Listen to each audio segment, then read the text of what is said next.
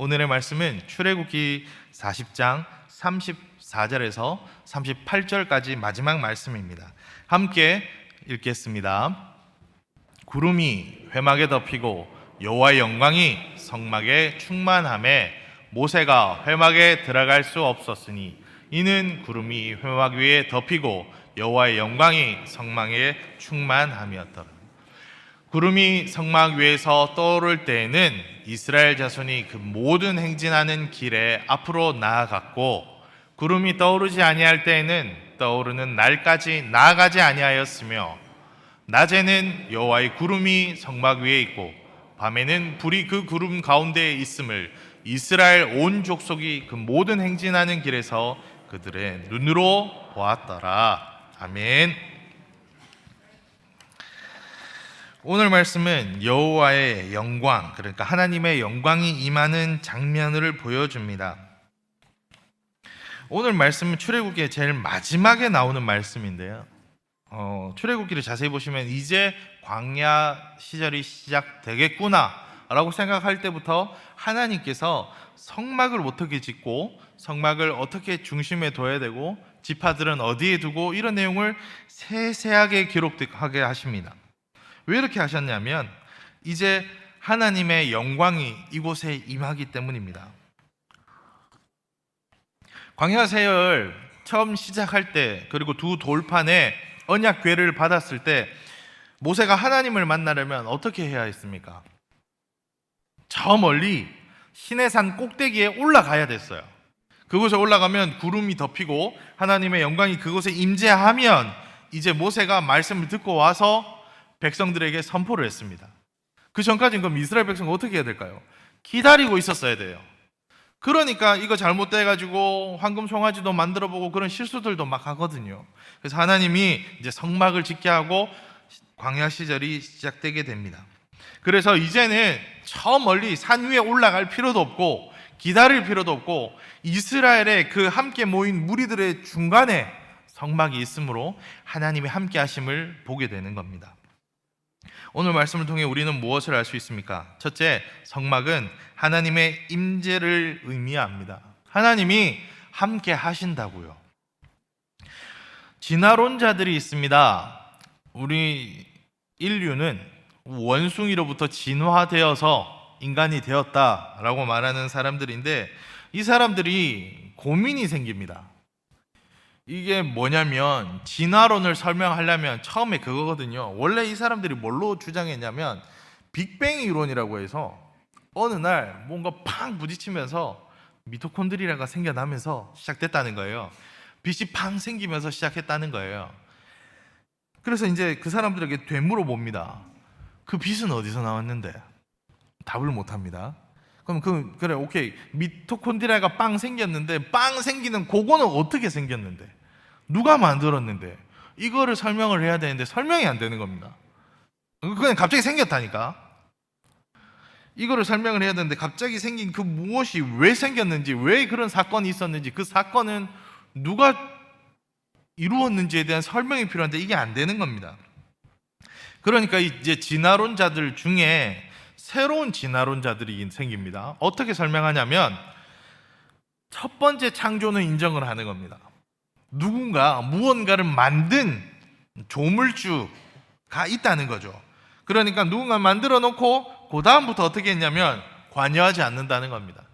그래서 인류가 전쟁이 일어나고 인류가 싸우고 이럴 때 아무런 관여하지 않는다는 겁니다. 신은 그런 존재라는 겁니다.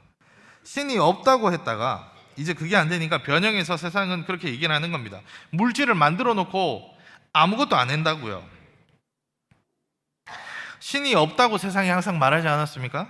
그들은 항상 그렇게 말합니다. 아니면 이제는 신은 만들기만 하고 우리 곁에 없거나 너무 멀리 떨어져 있어서 우리를 볼 수 없다고 말하기도 합니다. 사실 하나님은 우리가 다가갈 수 없는 분이 맞습니다. 우린 죄인이기 때문에 하나님께로 갈 방도가 없습니다.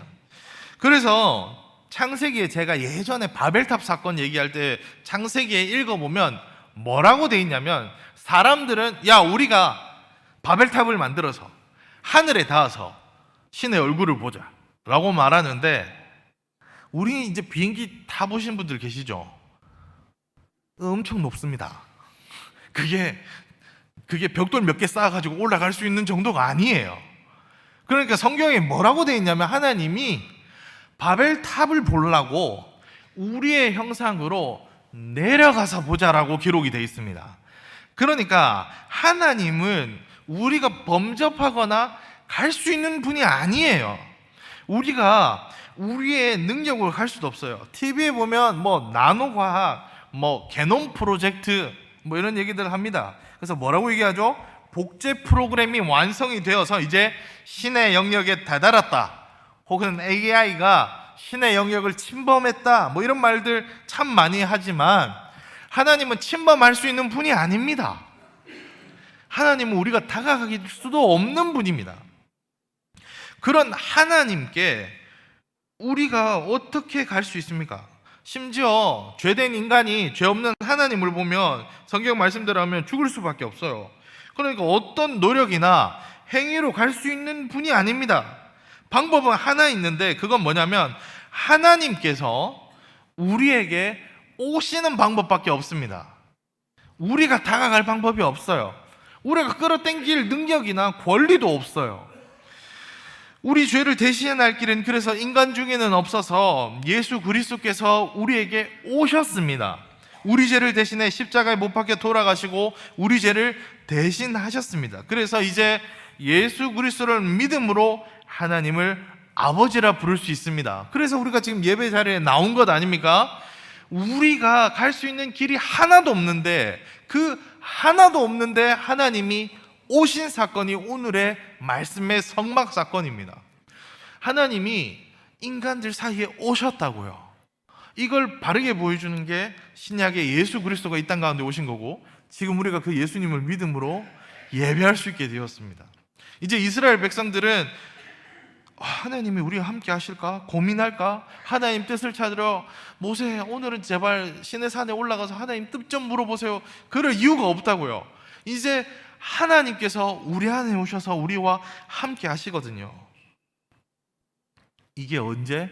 광야 생활이 시작되는 이때 하나님께서 이스라엘의 기퉁에 있는 것도 아니고, 하나님이 저 뒤에서 저 가는 백성들을 뒤에서 이렇게 빼꼼히 보고 있는 것도 아니고, 하나님이 중간에 그 말씀으로 말씀하셔서 성막을 짓게 하셔서 이스라엘 백성의 정중간에 하나님이 계시고 그 하나님이 계신 주위를 이스라엘 민족들이 다 있게 하셨습니다.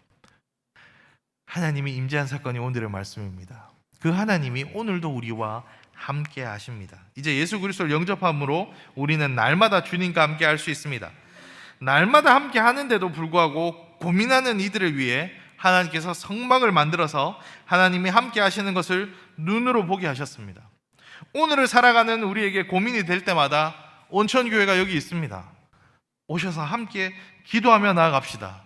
예배의 자리로 나와 은혜 받고 삶을 나아갑시다. 이것이 우리에게 가장 큰 행복이 되어야 합니다.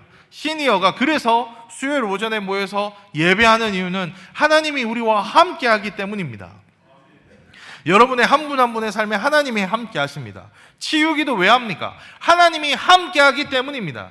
하나님이 함께 하시는 것이 우리에게 가장 큰 힘이고, 이것이 가장 큰 위로이며, 이것이 가장 우리에게 있는 가장 복된 일입니다. 하나님이 우리와 함께 하십니다.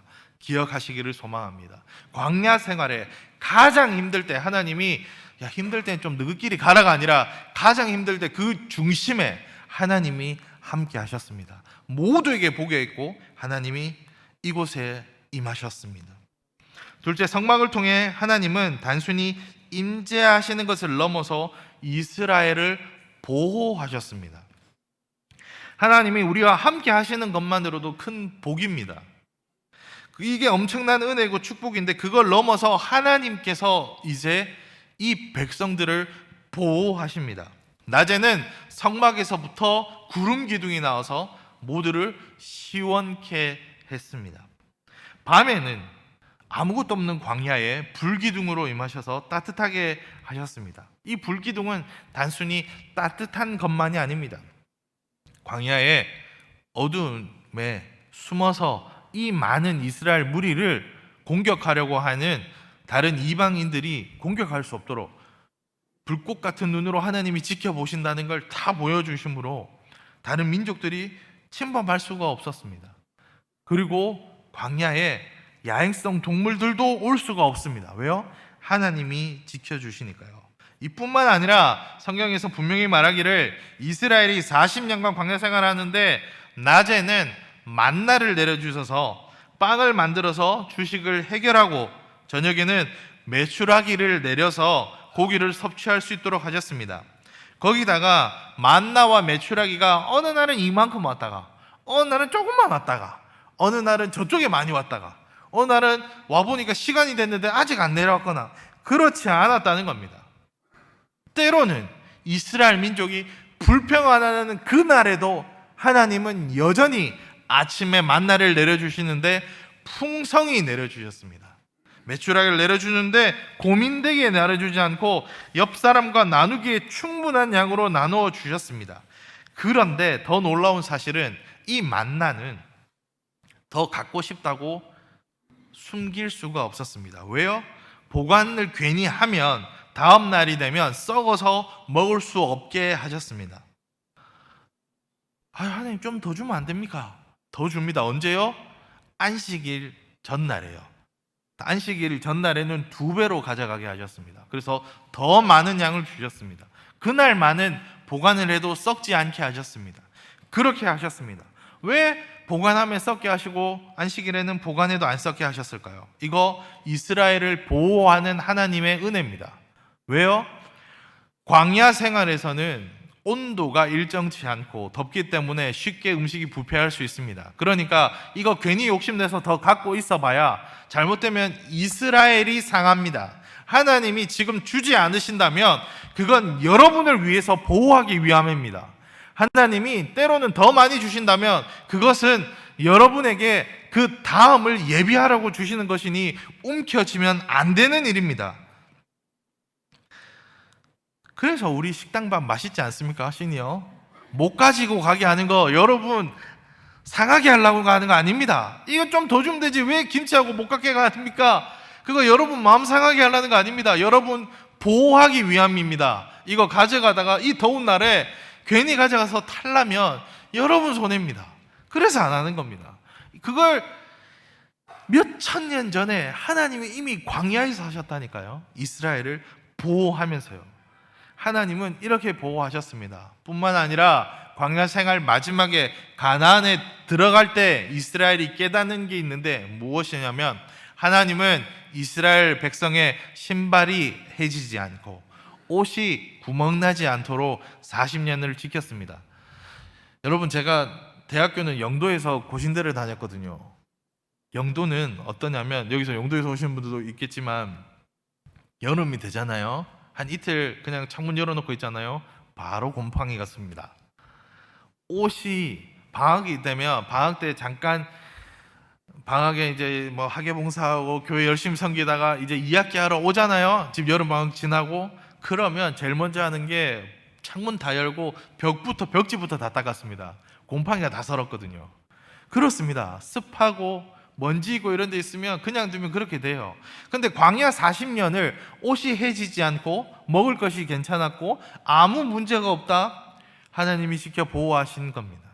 여러분의 삶에 하나님이 함께 하심으로 이루어진 것은 코로나 때 깨달았습니다. 하루하루가 기적입니다. 왜 딴 데는 문제들이 있고 왜 그렇게 어려움이 있었는데 지금 괜찮냐? 하루하루 괜찮은 것, 아무 일 없는 것 아닙니다. 하나님이 보호하고 지켜주셔야 우리가 아무 일이 없는 겁니다. 우리만 아무 일 없습니까? 우리 옆집도 아무 일 없죠? 우리만 아무 일 없습니까? 우리 자녀들 아무 일 없죠? 누구까지요? 아직 깨닫지 못하고 하나님이 지켜주시는 건 모르고 전도하면 우리 어머니가 권사님인데 저 위에 기도하고 계셔서 괜찮아요. 그 모르는 며느리도 지켜주시는 건 하나님이 섭리하지 않으시고 하나님이 함께하지 않으면 그런 일 없습니다. 여러분 하나님이 임재할 뿐 아니라 우리를 지켜 보호하고 계십니다. 이것이 은혜입니다. 셋째, 이제 이스라엘은 성막이 움직일 때마다 움직이면 됩니다. 삶에 확실한 잣대가 생겼습니다. 예전부터 모든 국가가 바다에 대한 미신이나 괴물 이야기가 참 많습니다. 사이렌이라고요. 엥 울리는 그 사이렌이 원래 뭐냐면 바다에 미혹하게 하는 인어 같은 애들인데, 걔들이 어떻게 하냐면 어부들이 이렇게 오면 노래를 막 부른답니다. 그러다 홀리면 그대로 들고 물 안에 들어가서 죽인답니다. 그게 사이렌인데, 왜 이런 게 퍼지냐면 망망대해에 가면 사방이 바다가 되면 사람이 길을 잃어버립니다. 요도 바다 저도 바다, 뭐 나무가 있는 것도 아무것도 없으니까 어떻게 해야 되냐면 손으로 해를 따라서 가는 방법, 그거 아니면 밤까지 기다려야 됩니다. 밤까지 기다려가지고 별을 보고서야 움직일 수가 있습니다. 그나마 괜찮아진 해양시대는 나침반이라는 게 생긴 이후부터 이쪽이 북쪽이고 남쪽이고 되면서 길이 생겼습니다. 그뿐입니까? 우리 내비게이션 생긴 지가 얼마 안 됐어요. 예전에 고속도로 가면 휴게소마다 지도를 팔았다고요. 근데 지도 보면 아나요? 몰라요. 이게 7번 국도 따라가가지고 어디로 빠져야 되는데, 그래서 어디로 빠진다고요? 부산 와야 되는데 삼천포로 빠진다고요. 그래서 삼천포 가는 겁니다. 그렇게 간다고요. 요즘에 내비게이션 있지. 그런데 이제 광야인 얼마나 모르겠어요. 더 길을 모를 테고. 이스라엘 민족이 뭐 했다고요? 400년 이상 계속 노예로 애굽 땅에만 있었다고요. 지도 볼 줄 압니까? 뭐 싸울 줄 압니까? 뭘 압니까? 그런데 이제 고민할 필요가 없어요. 왜요? 하나님이 임재했죠. 하나님이 보호하시죠. 가는 길도 얘기해 줍니다. 어떻게 해요? 야, 성막 움직인다. 짐 싸라. 그럼 움직이면 됩니다. 성막이 멈췄다. 그럼 계속 있으면 됩니다. 있으면 만나 매출하게 내려오죠. 불기둥 구름기둥 지켜주지요. 옷 안 해지지요. 사는 겁니다. 하나님께 속하면 사는 겁니다. 반대로 움직일 때 같이 움직이면 됩니다. 아니 목사님 그런 게 어디 있습니까? 그래도 좀 가야 될 때 가야지. 내가 원하는 시간이 아니면 너무 힘들고 어려운 것 아니냐고 반문하시는 분들이 있으면 물어볼게요. 하나님보다 더 잘하는 분이 있습니까? 내 삶을. 하나님이 가장 최우선입니다. 아니 내 몸도 잘 몰라가지고 병원에서 의사가 시킨 대로 제발 하세요 어머님 듣는 게 우리 인생 아닙니까? 어르신 그거 수술하셔야 됩니다. 의사 말 들으세요. 의사들이 그렇게 얘기하잖아요. 내 몸 내가 더 잘한다니까요. 얘기해도 잘 모르신다니까요. 지금은 뭐 해야 됩니다. 의사 말대로 하는 게 맞더라 나중에 밝혀지잖아요. 그렇지 않습니까? 직장 다닐 때 위에서 시킨 대로 일하는 거 우리 인생 아니었습니까? 학원 다닐 때 선생님들 하라는 대로 하는 게 우리 학생들 아닙니까? 아내가 시킨 대로 하는 게 제일 복되다라고 말하는 게 우리 어르신들의 삶 아닙니까? 이제는 아들 말 들어야 됩니다. 목사님 저 이제 아들내미가 가지 말라면 못 갑니다. 그게 우리 인생 아닙니까? 그런데 왜 하나님이 하라는 대로 하라는 게 가장 큰 복이라는데 그거는 안 하신다고 하십니까? 하나님의 뜻대로 하는 게 가장 복입니다. 애국가에 나오잖아요. 하나님이 보호하사 우리나라 만세라고요. 우리는 그렇게 살아야 합니다. 왜 교회 나오냐고요? 왜 수요일에 신이 오냐고요? 계속 이걸 까먹으니까요. 하나님이 하신 대로 살면 됩니다. 하나님이 하라고 하는 대로 하면 됩니다. 그래서 치유를 위해 기도하는 겁니다. 그래서 예배 드리는 겁니다. 그래서 우리 인생이 하나님 따라가는 인생입니다. 계속 까먹으니까 이걸 하는 겁니다. 따라 한번 해볼까요? 나는 지금 죽어도 천국 갑니다. 누구 덕분에? 예수님 덕분에. 계속 까먹을 때마다 외치십시오. 지금 죽어도 천국 갑니다. 왜요? 예수님 덕분에요. 내 삶의 주인은 누굽니까? 예수 그리스도입니다. 그걸 붙들며 살아가는 인생 되어야 합니다. 우리 시니어는 그거를 기억하는 겁니다. 코로나 때 뭐가 제일 힘든 줄 아십니까? 교회에 못 오는 거예요.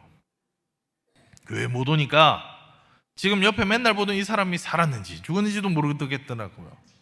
교회 못 오니까요. 야, 이거 어디로 가야 될지 길을 모르겠던데요. 마스크를 써도 모르겠고 이거 이렇게 가나도. 그런데 성경에 보면 들어가도 복을 받고 나가도 복을 받는데요. 누구와 함께하면? 하나님과 함께하면요. 하나님이 하라고 하는 대로 살면 됩니다. 이제 우리 인생은 하나님이 주인 되시고 하나님이 함께 하시고 하나님이 보호하는 인생이니까 예배하고 하나님의 말씀대로 살고 하나님의 말씀을 전하는 인생 되시면 그러면 삽니다. 그러면 삽니다. 식당에 지금부터 예배 안 드리고 밥 좀 더 드시려고 계신 분들이 계시다더라고요. 우리 그레이스 찬양대는 지금 지하 1층에서 다 올라왔는데 지금 지하 1층 그레이스 찬양대에 앉아 계신 분들이 계시다더라고요. 그렇게 밥 먹으면 오래 살까요? 아니요. 예배 드리고 말씀 듣고 말씀 붙들고 살아야 합니다. 이것이 힘입니다. 여러분, 괜히 우리가 말씀 드리고 예배 드리게 하고 밥 드시러 가시라는 게 아닙니다. 이 길이 사는 길이기 때문입니다. 하나님이 아니고서는 우리가 살 길이 없어서 그렇습니다. 다른 길이 있으면 제가 말씀드릴게요. 그렇게 하시라고. 근데 이게 길입니다. 하나님이 우리와 함께 하신다는 것 기억하십시오. 그리고 하나님이 우리 보호하신다는 것 기억하십시오. 하나님의 말씀대로 하나님이 가라는 그 길 가고 하나님이 가지 말라고 하는 그 길 안 가는 길에 가장 큰 복된 인생입니다. 광야의 길에 하나님은 이 마지막 말씀에 이제 시작점에 무엇 얘기하냐면 하나님이 함께 하신다, 하나님이 보호하신다, 하나님이 가라 할 때 가고 하나님이 서라 할 때 서는 게 복이라고 가르쳐 주십니다. 천국을 소망하는 우리 시니어 여러분, 이제 그 누구보다 구원이 복된 세례가 하나님의 말씀이 가장 소중한 때가 이때 아닙니까? 이때 하나님을 붙드십시다. 하나님의 보호하심을 믿고 나아갑시다. 하나님의 말씀대로 움직입시다. 오늘도 하나님의 말씀대로 움직이며 함께 하시는 하나님을 붙드시는 우리 온천교회 시니어 성도님들 되시기 바랍니다.